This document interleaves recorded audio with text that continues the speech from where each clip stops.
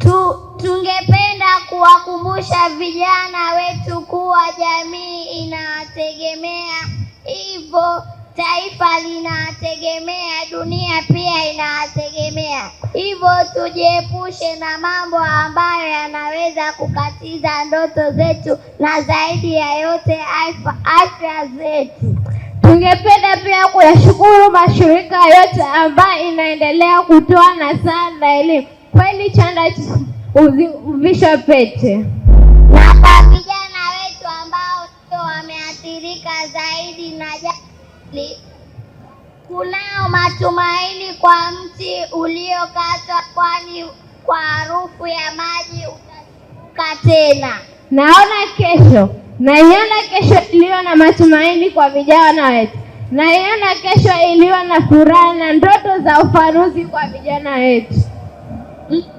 Na ndoto hii itatimia endapo tutasema no kwa madawa ya kulevya na kukumbatia elimu. Msikilizaji, timekeeper wetu anatuashiria kuwa muda wetu umeisha. Hesa basi ndio jina langu, nikiwa naye Juma, ukipenda niite Samrich. Tukiaga kwa kusema kwaheri. Bismillahi karima, takuomba ya Manani, utujaze yalo mema duniani kwa yakini, utujalie rehema, utujalie mizani, si madawa ni gharika, viumbe tu madhabuni, mateja vibarazani, nyute zinawadondoka, familia mashakani, uchumi meadirika, suluhita nakali, vijana hangaika, si madawa ni gharika, viumbe tu madhabuni, presha mepanda wazazi, sukari haitashuka, hodi ishakuwa kazi, mwana umeiba shoka, wameuza tanasi, wazazi wahangaika, si madawa ni gharika, viumbe tu madhabuni, vijana ungasi mwema, tunamudhi Manani, tufate yaliyo mema, tujinasue shidani, tuleni unga sima kwa mchuzi wa maini, si madawa ni gharika, viumbe tu madhabuni.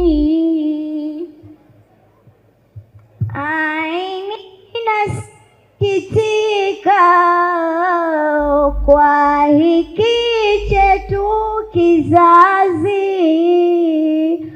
machozi yananitoka, zimezidi dawa hizi, familia zaathirika, kazi yetu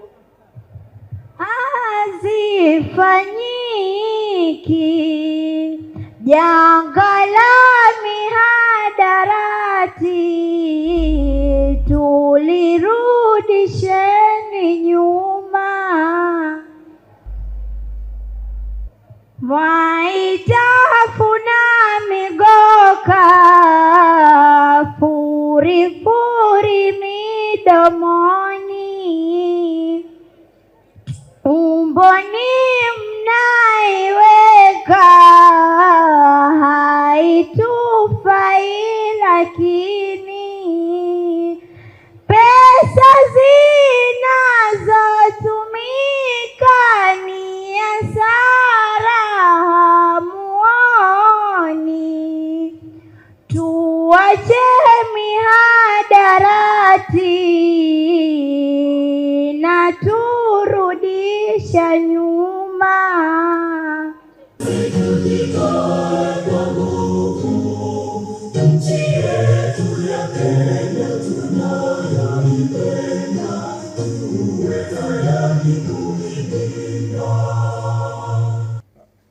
Member of Parliament, Jomvu constituency, Mheshimiwa Abadi Twalib, board members present here, the CEO NACADA, the representative of UNODC, and the representation of the county government of Mombasa that have already arrived.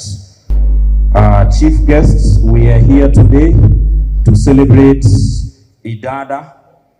Idada is an international day against drug abuse and illicit trafficking. This is the day that was created by the UN General Assembly in 1987, and it is commemorated worldwide. This is the day when stakeholders in the space against alcohol and drug abuse take stock, reflect, and showcase what has worked in the fight against alcohol and drug abuse, including illicit trafficking. Having said that, it's now my sole responsibility and duty to call on stage the CEO NACADA, Dr. Antonio Merikwa, to come and proceed with the program. Mgeni wetu wa leo ambaye ni katibu wa kudumu wa usalama wa ndani, Daktari Raymond Omolo, tunamtarajia mstahiki gavana aje, salamu zake nampa na mwamkua, mwenyekiti wa bodi ya mamlaka ya NACADA, Daktari Askofu Stephen Mairori, wajumbe wa bodi ya NACADA walioko hapa, maafisa kutoka asasi mbalimbali za serikali wakiongozwa na mratibu wa Pwani, nikiheshimu ngazi zote, nikizingatia itifaki, mabibi na mabwana, hamjambo. Ningeanza kuambia kwamba ninayo furaha kubwa kabisa kuwakaribisha nyote katika hiki kituo chetu cha umahiri, Miritini Rehabilitation and Treatment Center. Karibuni sana. Sisi kama NACADA na wizara mzima tunajivunia kuungana na nyinyi na mataifa mengine duniani katika kuadhimisha siku hii ya kimataifa ya kupigana na matumizi mabaya ya mihadarati, ikiwemo utengenezaji na distribution. Dawa za kulevya zimetuadhiri sana kama nchi na ni changamoto kubwa sana kwa maendeleo yetu kama nchi. Na uwepo wenu hapa leo ni ishara thabiti kuwa dhamira yetu ya pamoja kupambana na mihadarati inafua dafu. Mojawapo ya changamoto inayoletwa na hii janga la matumizi ya madawa ni afya, ikiwemo pia usalama. Rais wa taifa alituambia kuwa mwisho wa mwaka jana kuwa matumizi ya mihadarati imekuwa changamoto kuu kwa maendeleo ya nchi yetu ya Kenya. This year's theme of our congregation here is that drug is a world problem. It has become a persisting issue. It has brought new challenges. And what we need to do is come up with innovative responses which is the reality of the world today. The drug problem continues to evolve at an alarming pace, while long-standing challenges such as alcohol abuse, cannabis, heroin, illicit trafficking still remain a threat. There's an emergent threat, which is a true existential threat of the new drugs that are synthetic in nature. One of the key challenges of these synthetic drugs is the fact that they are produced within plain sight using elements, chemicals, which are precursors that are available locally and are legal. This has made the need to come up with innovative ways to counter this threat an imperative. We can no longer rely on conventional approaches because of this very changing nature. And we need to accept that we need to have innovative, coordinated, and multi-sectoral responses. The people present here form that multi-sectoral critical mass to overcome this carnage. We also appreciate that drug is not merely a health issue. It has morphed into a security concern, and a big one. More so because even we who are within the security sector are disproportionately affected by this scourge. It has hampered productivity, it has affected families, it has disrupted livelihoods, it has weakened social structures, and profoundly impacted national development. This is why the fight against drugs requires a collective action, epitomized by this collective congregation here. Mabibi na mabwana, wahenga walisema kuwa kidole kimoja hakivunji chawa. Na kwa hiyo, mashirika zote za serikali ya kaunti, vyombo vya usalama, watoa huduma wa afya, mashule, taasisi za kidini, asasi za kifamilia, na jamii kwa jumla, lazima tuweke vidole zetu pamoja ili tuweze kuvunja chawa. Today's commemoration is especially significant because it's taking place here katika hii taasisi yetu ya umahiri ya Miritini Rehabilitation Center. Standing here proudly and having this privilege to address you from the podium of Miritini is a true testament of the government's commitment in ensuring that our citizens get treatment. Not only treatment, but treatment in standards that have proven to create a change. Therefore, each of us has an impactful role to play in realizing this well thought through dream of this country. I want you to affirm this by responding the way I'll tell you. We can affirm by saying that we are committed. When I say we are committed to creating a good environment for our next generation, I want you to respond by saying, yes, we do. Can we create that environment? Can we create that environment? Are we committed to joining hands? Vidole vingi vitavunja chawa. Once again, karibuni hapa kwetu, mujisikie nyumbani.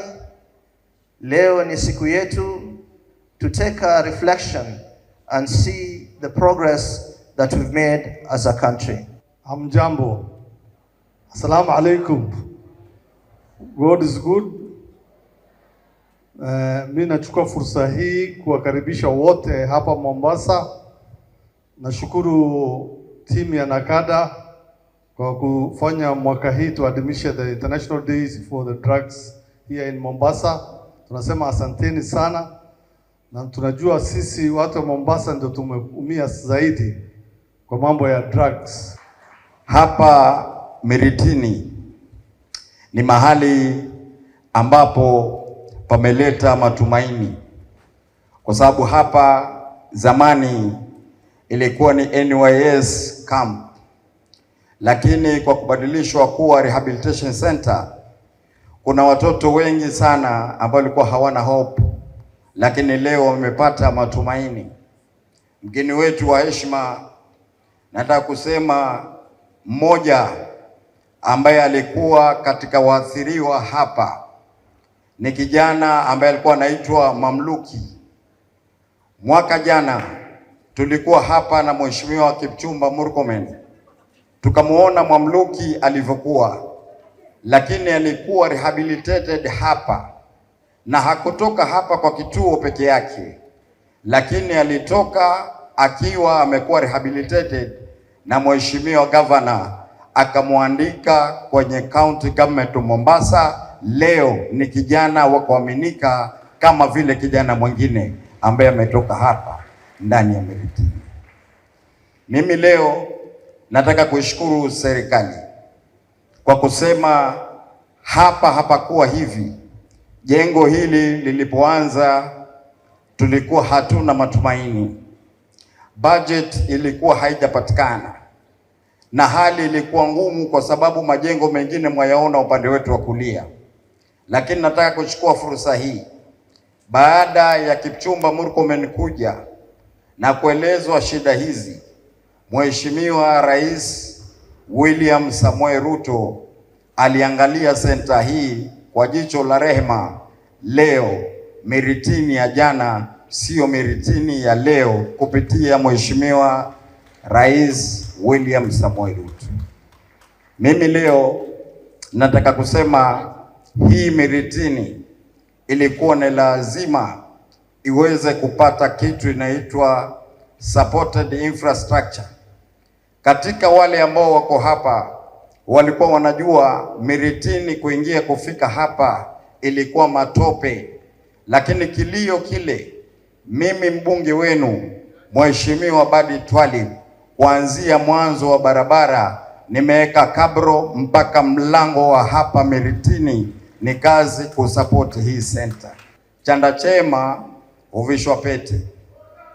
Kuna watu ambao walimuingilia sana siku za nyuma Mheshimiwa PS wetu, especially katika zile sehemu kule za Kisumu. Lakini leo tutaka kuambia, tukiwa viongozi ndani ya nchi hii, anayefanya chema apewe chema. Leo tunamuona Mheshimiwa PS wetu Raymond Omolo si mtu wa maneno. Leo amestreamline docket yake. Kazi unaifanya, kama wengine hawaja kuthamini, sisi tukuthamini kama kiongozi ndani ya nchi ya Kenya. Mheshimiwa PS, mimi hapa Jomvu nilichukua Jomvu ikiwa haina hata police station. Leo hii uhuni ulikuwa mwingi, especially kwa mambo ya madawa ya kulevya. Lakini hivi sasa ndani ya Jomvu kuna wodi 3. Kila wodi ya Jomvu nimeweka police station ambayo inafanya kazi. Watoto wetu ambao walikuwa wanaonekana ni wahuni, leo ni watoto, tuwapigie makofi, wanasaidia society katika sehemu yao. Sasa basi, nikiondoka hapa nikiwa kijana mwepesi, na tuambiwa mgeni njoo mwenyeji apone. Bwana PS, police station hizi 3, kusema ule kweli, the main police station ya Mikindani peke yake ndio ambayo ina magari, lakini Miritini hakuna magari, Jomvu hakuna magari, Alidina hakuna magari. Twakuomba kwa unyenyekevu, wakati unaokuja ni wakati wa siasa, pilika zitakuwa nyingi. Nataka Jomvu ikuwe safe kama vile sehemu nyingine ilivyo safe. Provide us with cars ambazo zitasupport polisi zetu katika sehemu zote hizi ambazo tumeweza kujenga. Nataka kusoma na mimi hotuba yangu. We are gathered here today on 26 to mark the International Day Against Drug Abuse and Illicit Trafficking, World Drug Day of 2026. World Drug Day is not a day of shame. It is a day of truth, hope, and action. The United Nations chose the theme, evidence is clear, invest in prevention, to remind us that the most powerful tool we have is stopping drug use before it starts and supporting recovery when it has already begun. Here at Miritini Rehab Center, stand at that intersection. You are both a place of healing and a place of prevention. Every story of recovery that begins within these walls is evidence that change is possible. Across Kenya and the coast region, too many young people are still being pulled into drugs like heroin, bang, alcohol, and new synthetic substances. Addiction is not discriminate. It touches sons and daughters, brothers and sisters, students and workers. But here is the other truth. Addiction is a health condition. Here is another truth. Addiction is a health condition, not a moral failure. Stigma keeps people hiding. Silence keeps families suffering alone. Today, we break that silence. You are the evidence. Your decision to show up to this center, to do the hard work of therapy, detox, skills training, and relapse prevention is courage in action. Recovery is not a straight line. Some days will be heavy, but every day you choose sobriety, you are choosing your family, your future, and your freedom. To the staff here in Miritini, counselors and nurses, and peer mentors, we say thank you for the good work that you do. To the families who are here, I say as a member of parliament, thank you for not giving up your support in offering the bridge between relapse and recovery. So today, I ask each of us to do one thing. If you are in recovery, stay in the cause and become a voice of someone else. If you are a parent or teacher, start the conversation before drugs do. If you are a leader like me or a neighbor, support the rehabilitation, not to reject it.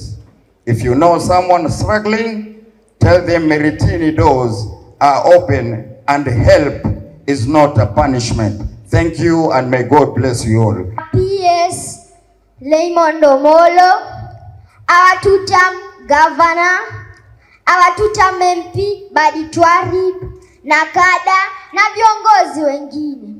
Jina langu ni Popo Malenga Chipukizi. Nadhani mupo makini mmebarizi. Nisiwatupe kwa dampo kwa kuwapa usingizi. Hadithi tuweke kando, sikizeni alojiri. Naipazisha sauti niubie dunia, maana huu ni wakati maovu kuyazuia. Kuhusu mbinu dhabiti uraibu kuzuia, tuwape vijana kazi, maana arosto ni noma. Utumizi wa madawa umeathiri vijana, sindano asochukua basi huyo atafuna. Miradi mambo si sawa, wafadhali hakuna. Heko kwenyu NACADA, mnafanya kazi bora. Watoto wengi tuwape vijana kazi, maana arosto ni noma. Suluhisho la msingi, watu wapewe shughuli, kazi zifunguke nyingi, wasijitulize tuli. yatakoma mambo mengi, uizi na ufidhuli. Tuwape vijana kazi, maana arosto ni noma. Tuonyeshe tutam kwa huyu gavana wetu, anajua majukumu, kutii matakwa yetu. Vijana kwake muhimu, kutuacha hasubutu. Kwa kuokoa vijana, Samadi wewe ni tutam. Mwisho natoa nasaha, wapewe pia semina, wenda ikawa shufaha, mazuri tukayaona. Poposi neni mzaha, ni maoni natumana. Tuwape vijana kazi, maana arosto ni noma. Heko kwa Lenmond Omolo, katibu wa usalama. Twakupongeza wapwani, kazi waifanya vyema. Na hili tuna imani, la madawa litakoma. Tuwape vijana kazi, maana arosto ni noma. Say no to drugs and alcohol abuse. Say no to violence and femicide. Say no to FGM and say no to LGBTQ. Swadakta. It gives me a great honor today to join you for the 2026 International Day Against Drug Abuse and Illicit Trafficking. Bwana PS, there is a very interesting story about this center where we are today. Labda unaijua, but for the purpose of those who might not be aware, a few years back, around 2017, when an order was given for this center to be established, UNODC pamoja na NACADA tulianza kuangalia jinsi ambavyo tungeweza kufadhili establishment of this center. And at that time, I think things were very, very good. We even had a donor in mind. Tukaandika proposal, tukapeana michoro, and there was very, very good prospects that there is a donor who was going to help establish this center. Tukafanya mikutano kadhaa, alafu mwishowe ule mfadhili tuliokuwa naye in mind ni kama priorities zake zikabadilika. Kwa hivyo hangeweza kutupa ile ufadhili tulikuwa tunatarajia, and it threw us off our plan.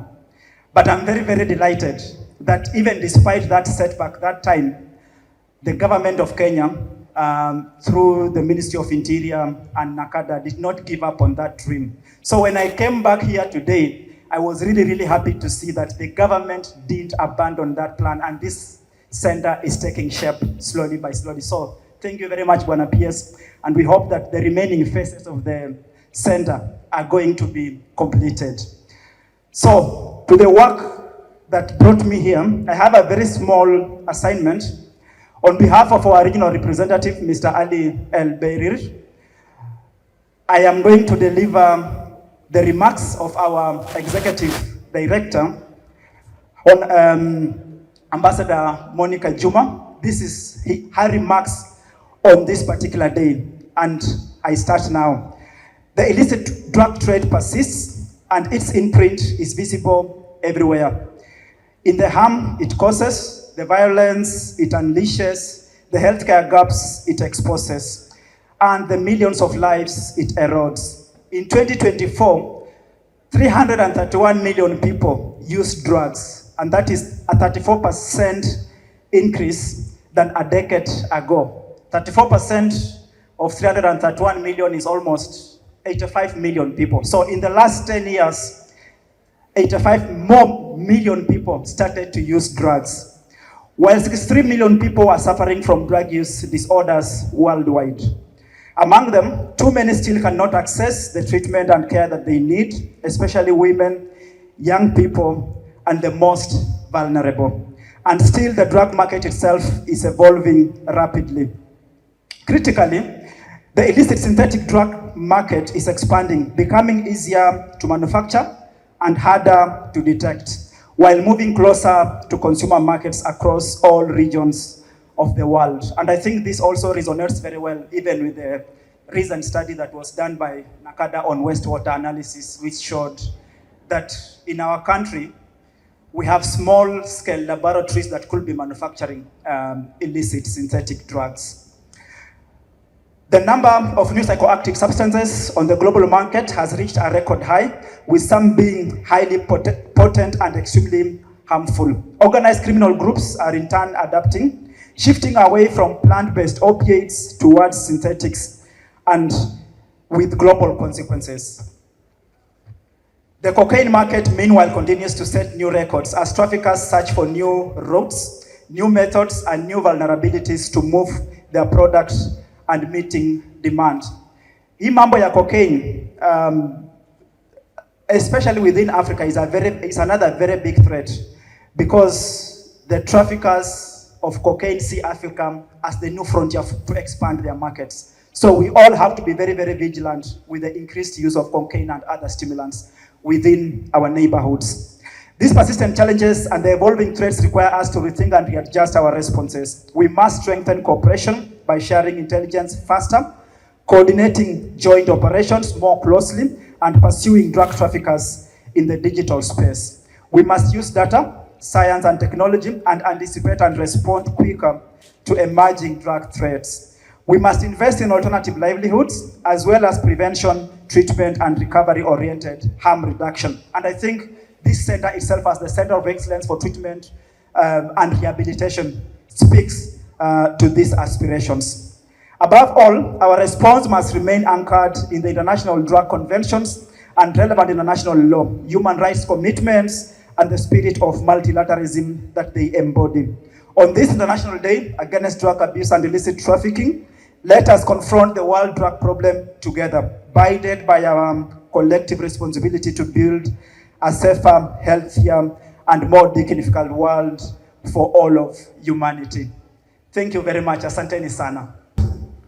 Kihistoria, Pwani hususan Mombasa imekuwa na changamoto kubwa kuhusiana na madawa ya kulevya.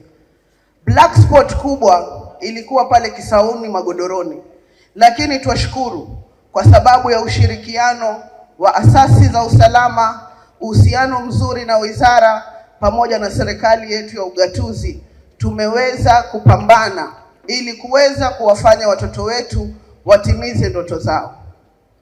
Lakini kabla nimalize, niwapongeze wale ndugu zetu ambao wao wenyewe wana volunteer kuona kwamba zile tabia ama mienendo ambao wamekuwa wakiendelea nayo si mienendo ya sawa katika jamii yetu, na wao wenyewe wakavolunteer kuja katika vituo hivi ili kuja kurekebisha afya zao, ili wawe vijana ambao watakuwa wanachangia katika kulikuza taifa letu la Kenya.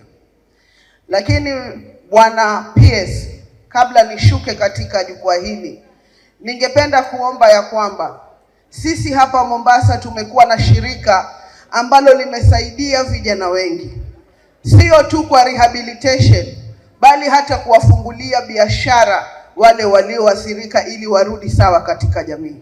Shirika hili ni shirika gani? Shirika hili linaitwa Reach Out. Kiongozi wao Taib Abdurrahman amevolunteer miaka mingi na hakuna hata recognition moja ameweza kupewa na serikali. Taib Abdurrahman ni kijana ambaye ujana wake wote ameutumia katika kusaidia vijana, sio wa Mombasa peke yake, wa ukanda huu wa Pwani. Na kila akijaribu kupenetrate aweze kupata hata tuzo moja katika zile tuzo ambazo rais huwatuza vijana wanaojitolea, hajawahi kupata. Naomba kwa unyenyekevu, kama mwakilishi kijana, mwakilishi wa kike, tuweze kumwangalia kwa macho ya huruma Taib Abdurrahman na shirika lake la Reach Out, ambao wao wamekuwa kiungo muhimu sana katika kufuatilia masuala ya mihadarati. It is my pleasure to join you today as we commemorate the International Day Against Drug Abuse and Illicit Trafficking under the theme World Drug Problem, Persisting Issues, New Challenges, Innovative Response. This theme resonates strongly with the strategic direction the NACADA board has taken in recent years. As the drug landscape evolves, our response must be informed by evidence, driven by innovation, and anchored in partnership. As the national agency mandated to control illicit drug trafficking and abuse, we have prioritized data-driven decisions to ensure that national interventions are responsive to emerging trends. One of the most notable examples is NACADA's wastewater analysis survey, an innovative scientific approach that enables us to understand patterns of drug consumptions within communities in near real time. The findings from the latest wastewater analysis revealed significant consumptions of substances such as alcohol, nicotine, cannabis, opioids, and stimulants across sample locations, while also confirming the presence of emerging synthetic drugs in some areas. Such findings provide government and stakeholders with critical intelligence to guide prevention, treatment, enforcement, and policy interventions. The lesson is clear. If the drug problem is changing, our response must change with it. Ladies and gentlemen, NACADA recognizes that effective prevention requires us to listen to the most affected by the problem, our young people. For this reason, we have once again organized a national essay writing competition for secondary school learners as part of the broader prevention strategy. The competition provides learners with a platform to express their concerns, describe the realities they encounter, and propose practical solutions to their own, through their own perspectives. The insights generated through these essays helps the authority better understand the challenges facing learners and enables us to develop prevention interventions that are relevant, targeted, and responsive to lived experiences. I'm pleased to announce that the winner of Mombasa County is Omar Mohammed, a grade 10 student at Kongowea Secondary School, whose essay was entitled Parenting Community Responsibility in Protecting Learners from Drugs. Although Omar is unable to join us today due to the ongoing school midterm break, I invite all of us to give a warm round of applause for this outstanding contribution. I'm also pleased to inform you that because schools across the country are currently on midterm break, the authority will announce the national winners and present their awards once the learners resume school. Our chief guest, as a board, we remain committed to strengthening prevention, supporting treatment and rehabilitation, promoting research and innovation, and fostering strategic partnerships in the fight against alcohol and drug abuse. The challenge before us is complex, but it is not insurmountable. By working together, guided by evidence and inspired by innovation, we can protect our young people, strengthen our communities, and secure a healthier future for our nation. P.S. you need to visit our center as well, that we're working together with your team, located in Likoni area. I also want to thank the area member of parliament, ndugu Badi Twalib. Usitishwe Badi.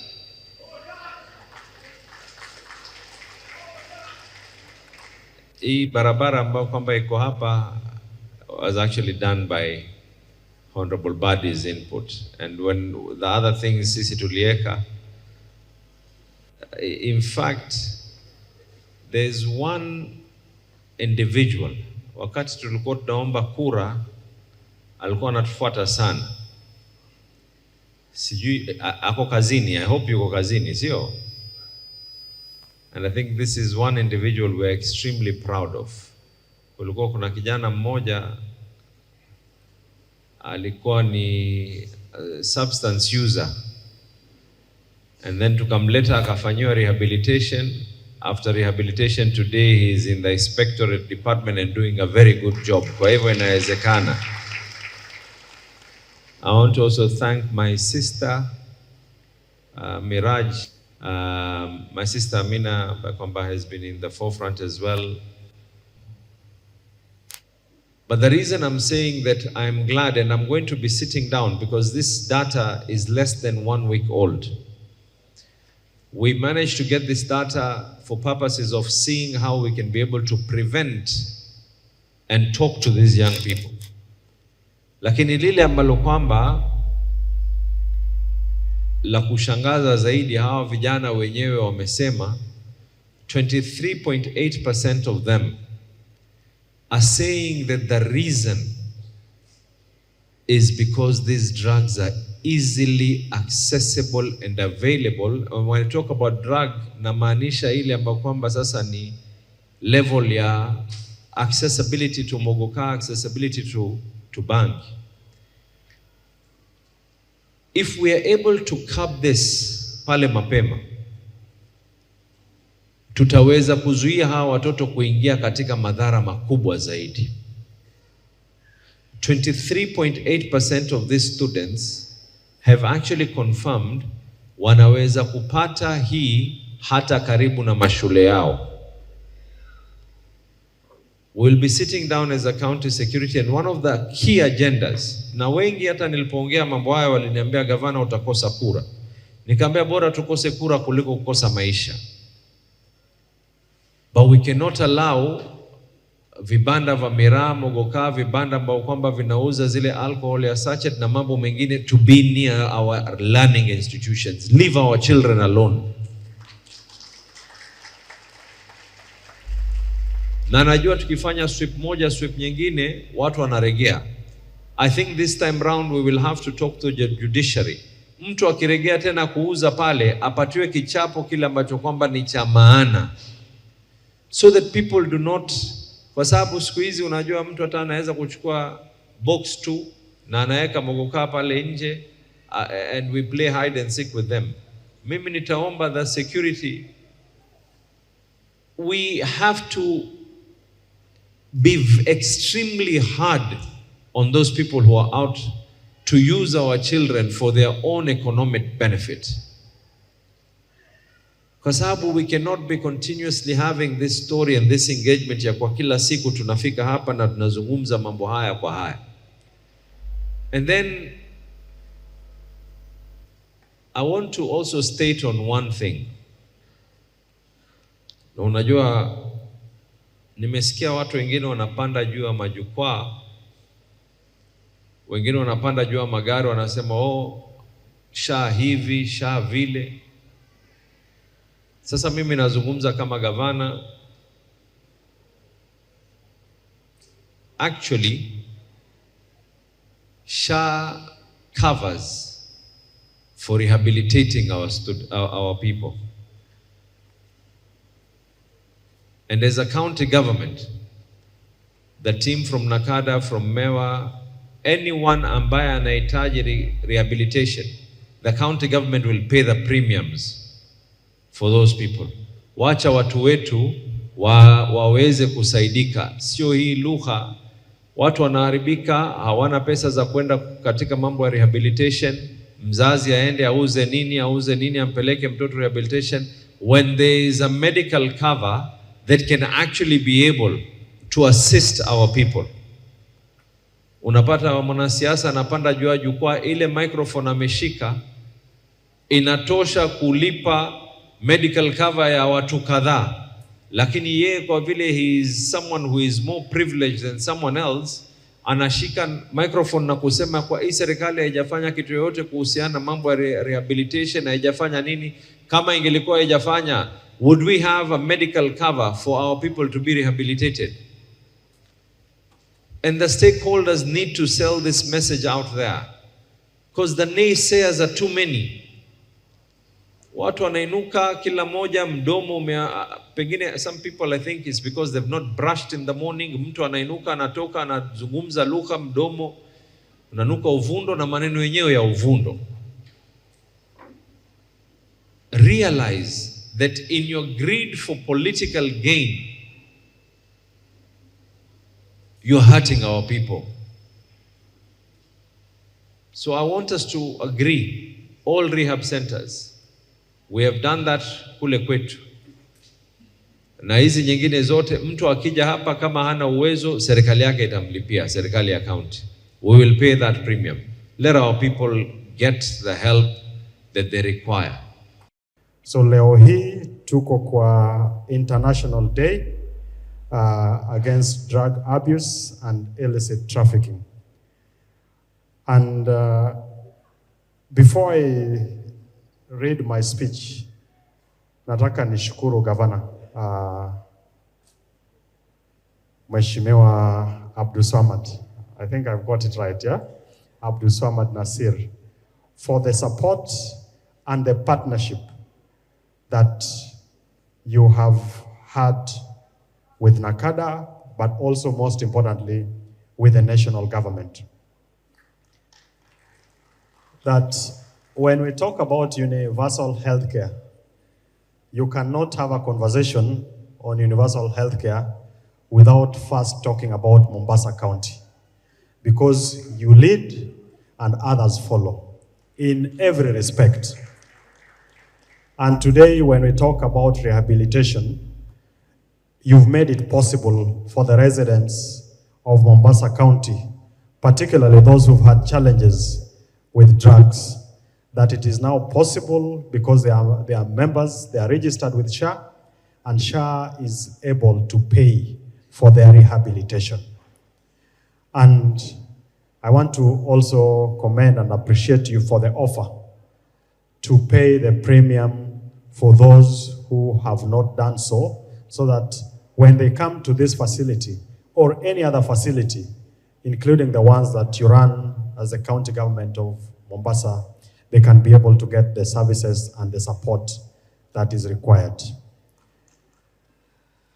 Again, I want to congratulate and appreciate my brother, Buddy Twalib, that you've made it possible for us to easily access this facility through your intervention as the MP of the area, but also most importantly, as a member of parliament, you've supported us in budget appropriation, and that is why this facility is in the state that it is today.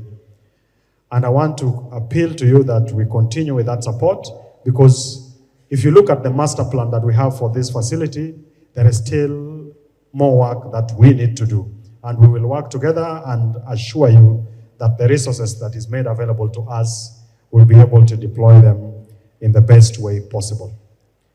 And I also want to appreciate members of the community and those who have gone out of their way to support vijana wetu kwa hii mambo ya rehabilitation.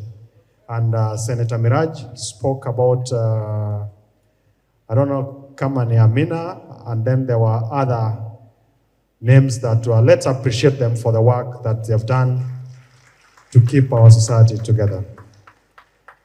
So it's my pleasure to join you today as we commemorate the International Day Against Drug Abuse and Illicit Trafficking, the IDADA 2026. This is a day that is set aside globally to reaffirm our commitment in addressing one of the most serious public health, social, economic, and security challenges that we face today in the world. That is drug abuse and illicit trafficking. And just as I've mentioned, yesterday we had our Border Control Operations Coordinations Committee meeting. And one of the issues we were discussing is on issues of how we can contain illicit flow of drugs, that there are business people who benefit out of this at the expense of our sons and daughters. And today, as we mark the International Day Against Drug Abuse and Illicit Trafficking, it's also a coincidence that we have had very good partnership with UNODC, who have worked with us in many respects. And today, as we celebrate this day, we also cannot fail to celebrate our partners, the many partners we have, led by UNODC.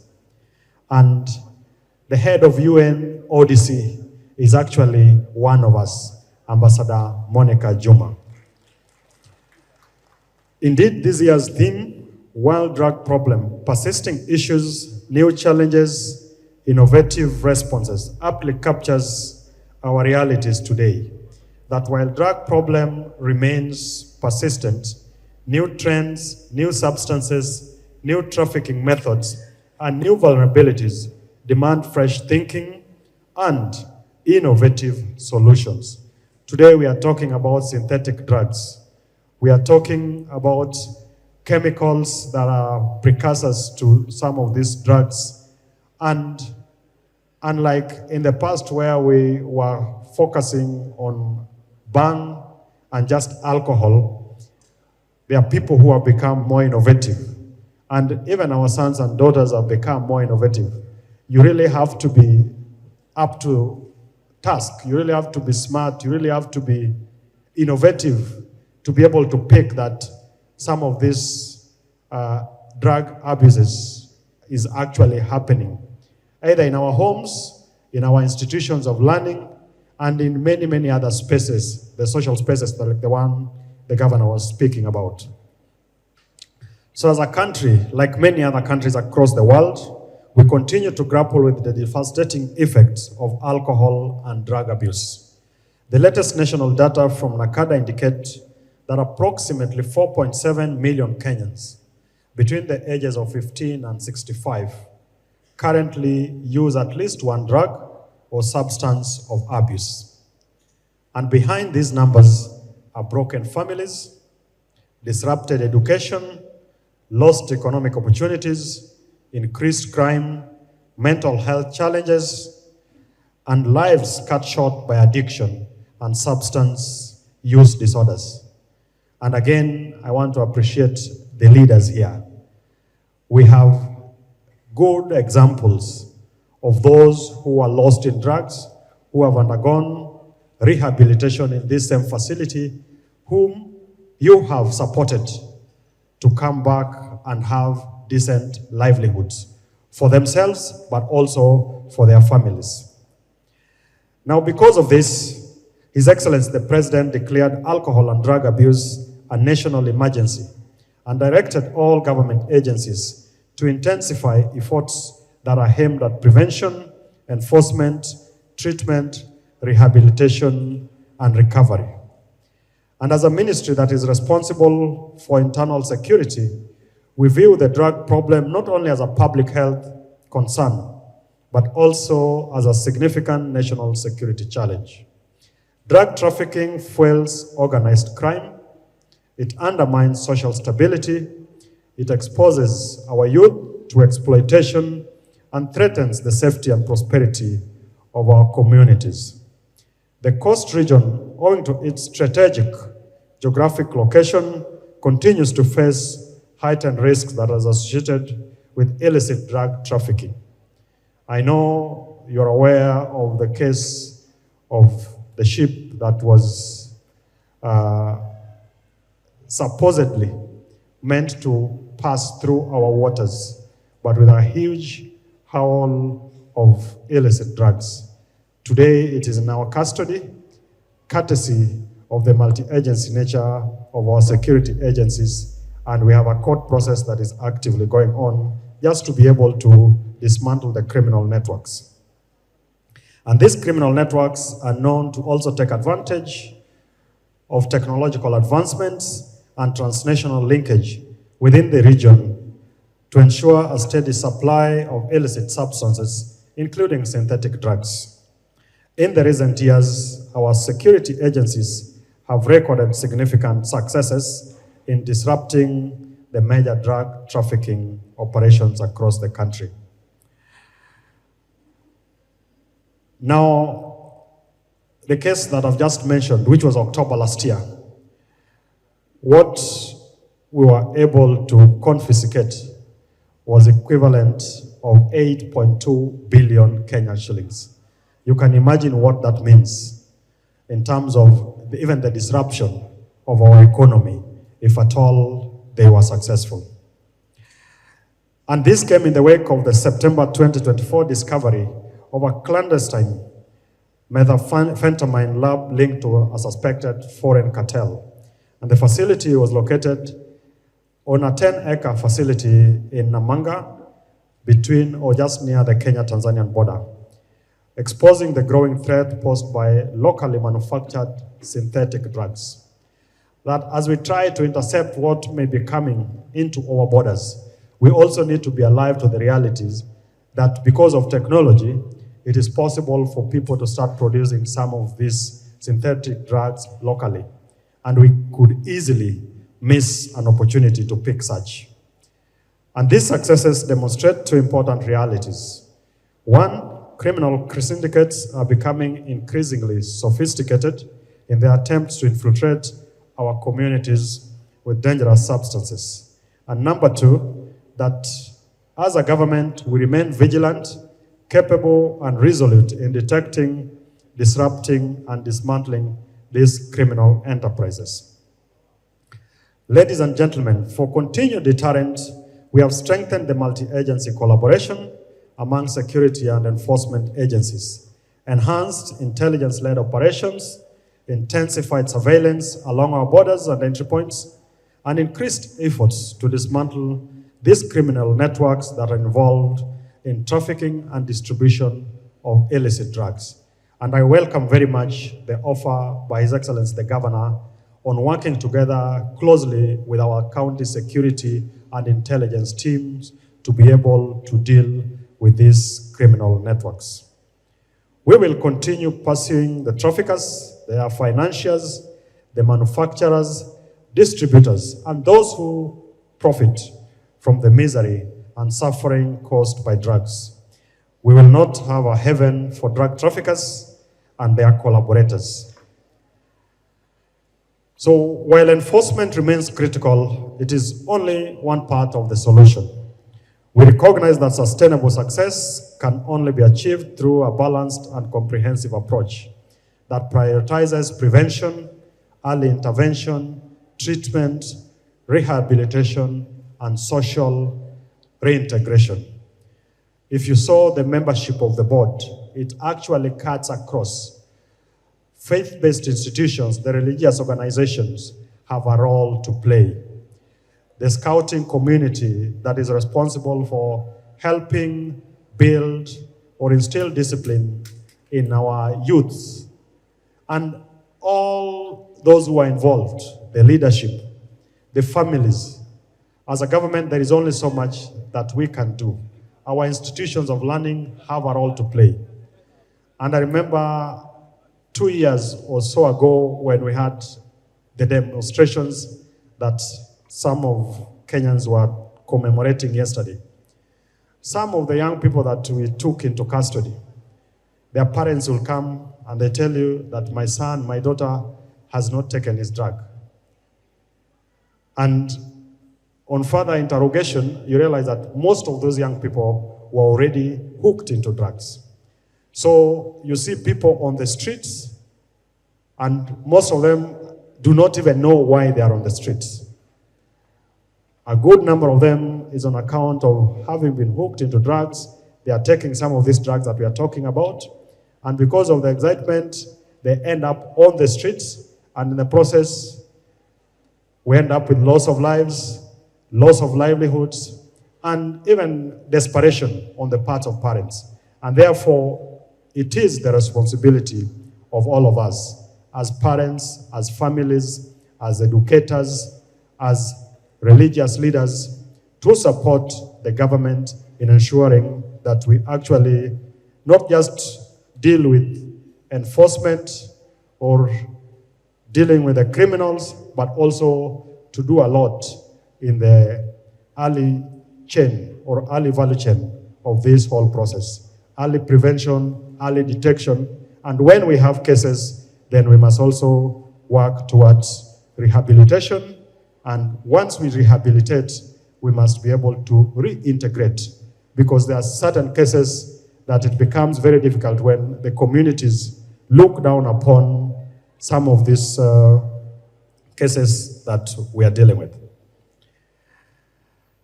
And the chair of NACADA has given us a good example of what they are doing beyond the rehabilitation work. We had the national essay writing competition for secondary school learners, and this competition has become an important platform for understanding substance use challenges from learners' own perspectives. The essays submitted by students from across the country provide valuable insights into the realities that they face, including peer pressure, mental health challenges, accessibility of substances, social media influence, and the protective factors that help them to remain drug-free. And now, if you look at some of the developed countries, they are even restricting use of social media for children of a particular age. And maybe as a leaders, I would want to encourage and challenge you, maybe it's high time as a country we also followed suit. As I close, ladies and gentlemen, the challenge before us requires a whole of government, a whole of society response. I therefore call upon the parents, the guardians to remain vigilant and actively engage with their children. I want to reiterate or urge our schools, our institutions, the religious institutions, the community organizations, and the private sector to strengthen prevention efforts as we create safe environments that protect our young people from drug use. I want to once again also call upon the county governments across to emulate what Mombasa County is doing, to continue to partner with NACADA and other stakeholders in implementing community-based prevention, treatment, rehabilitation programs that respond to our local realities. Actually, as part of this initiative that is being spearheaded by His Excellency the President, we want to put up one rehabilitation facility in each and every county. Already 11 counties have given us parcels of land where we'll put up the rehabilitation centers, and we will, once we set them up, we will request the counties to take up the responsibility of running those facilities for the betterment of our societies and communities. I want to urge every Kenyan to take personal responsibility in reporting drug trafficking and supporting prevention efforts within the communities. And as we mark this year's IDADA 2026, let us remember that every life saved from addiction strengthens and doesn't weaken our nation. Let us commit ourselves to innovative responses, stronger partnerships, and sustained action against the evolving drug threat. Together we can build a Kenya where young people are healthy, productive, and empowered to contribute. We have gathered here to observe the International Day Against Drug Abuse and Illicit Trafficking, and joyfully it has come to a closure. It is indeed a great honor and privilege to me to be able to deliver a vote of thanks on behalf of the chairman of NACADA and the entire board. First and foremost, our chief guest, we thank you most sincerely for finding time to not only grace this occasion, but also to represent our cabinet secretary. Your acceptance as chief guest indeed exhibits the commitment of the national government towards eradication of this menace within our country and supporting rehabilitation. In your address, you have given us insightful observations and assurance for your continuity positive support.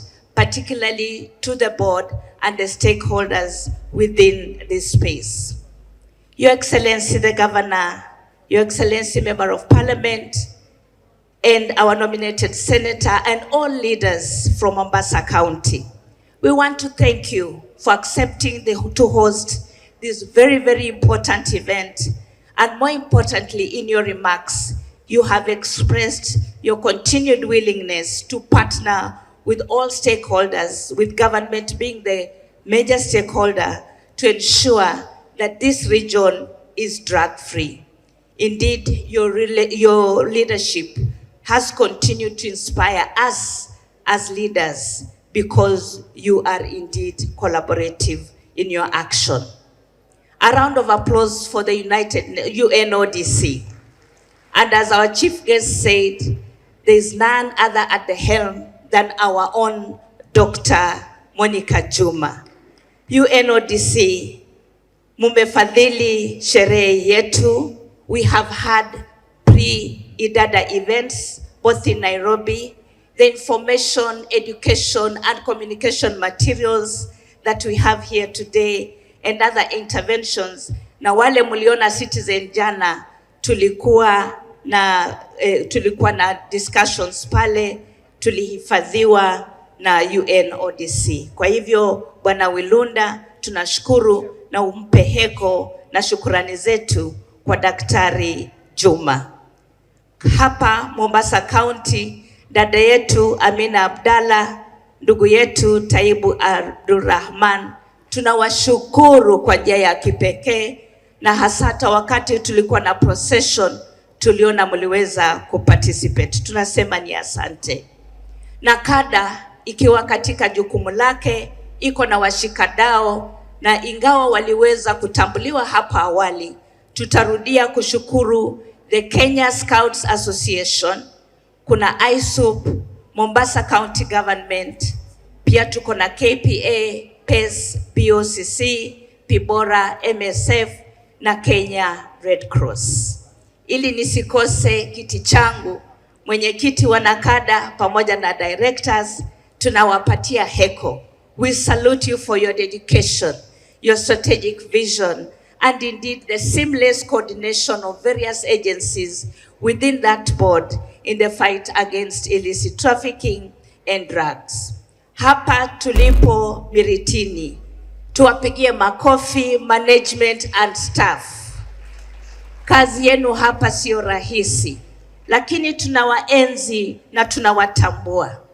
Jinsi vile mnawapatia wenzetu ile support ambayo ni professional, na pia kuwasaidia katika safari yao ya kuweza kupona. Isitoshe, mumeweza kutuhost siku ya leo, kwa hivyo basi mnajivunia. Na pia County Commissioner wa Mombasa County pamoja na washikadau wote, security team, maafisa wa serikali kuu, tunasema asante. Kwanza kabisa kuhakikisha kwamba kuna usalama na kuna utaratibu wakati tulikuwa tunapanga sherehe hii, na pia kuhakikisha kwamba imekuwa sherehe ya kufana. Nikielekea kumalizia, tuko na washikadao, tuko na viongozi wa nyanja mbalimbali, na pia tuko na wageni rasmi ambao wamefika hapa siku ya leo. Asanteni sana kusimama nasi. This joint responsibility is for all of us. Na nyinyi nyote tukiwa hapa siku ya leo, hatuko hapa tu kuweza kuadhimisha hii siku, bali tuko hapa kudhibitisha kwamba breaking the cycle inahitaji sisi sote, and whole of society approach, whole of government approach, jinsi vile mgeni wa heshima amenena. Tukitamatisha sherehe hii ya siku ya leo, tukumbuke ya kwamba tusitoke tu hapa kama wale watu ambao wamehudhuria, bali tuweze kuwa na tofauti katika shule zetu, boma zetu, na pia jamii yetu. Hasa your governor ukiongoza viongozi wa nyanja mbalimbali, kuwe na tofauti tukimaliza sherehe hii, kwa sababu vita dhidi ya mihadarati na madawa za kulevya sio commitment yetu peke yetu kama serikali, bali ni yetu sisi zote. so that we can protect our youth and our future generations. Makofi tafadhali kwa popo, kwa scouts, kwa band na kwa photographers. Unajua lazima tuwashukuru ili picha zisichomeke, zitoke vizuri, na wale wote ambao mlihudhuria katika procession. Ya mwisho kabisa, tulianza hii hafla kwa kuomba Mwenyezi Mungu na pia tutamuomba, lakini kwa yote tunarudishia Mungu shukrani kwa kuweza kutuongoza, kwa kuweza kutuhifadhi, kwa neema zake kubwa kubwa na ndogo ndogo, hata neema za kusafiri na kukua na sherehe njema. Tunamrudishia utukufu na tunasema tukitoka hapa, Miritini shall remain a center of hope, a center of recovery, and a center of a second chance. As an NACADA board, we call upon all of you as stakeholders seated today to hold us in the fight against these vices. God bless you and God bless the work of our hands.